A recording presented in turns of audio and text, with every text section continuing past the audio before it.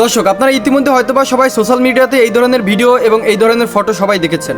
ক্যান্সারে আক্রান্ত স্বামীকে একটু সাহায্য জোগাতে মাথাভর্তি চুল কেটে ফেলেছিলেন তার প্রিয়তমা স্ত্রী। 9 বছরের পরিচয় এবং 6 বছরের ভালোবাসার পরে 2020 সালে বিয়ের পিঁড়িতে বসেছিলেন এই দম্পতি। কিন্তু ভাগ্যের কি নির্মম পরিহাস, এত কষ্ট করেও এত ঝড়ঝাপটা পেরিয়েও হলো না শেষ রক্ষা। সংসার করতে পারেনি 2 বছরও। বলছি অন্য সোশ্যাল মিডিয়াতে ভাইরাল এবং নেট জগতে ভাইরাল নেপালি এই দম্পতির কথা। মেয়েটির নাম সৃজনা সুবেদী এবং ছেলেটির নাম বিবেক পাঙ্গিনী।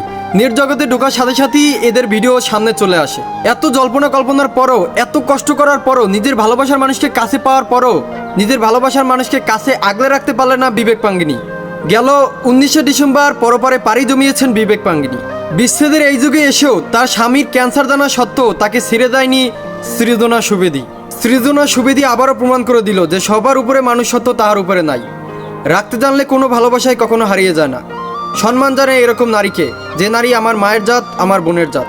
সৃজনা এবং বিবেক পাঙ্গিনীর এই ভালোবাসার সমাপ্তিতে শুধু সৃজনা একা না, কাঁদছেন পৃথিবীর হাজারো কোটি কোটি মানুষ। আজকের মতো ভিডিওটা এখানেই শেষ করছি। আসসালামু আলাইকুম।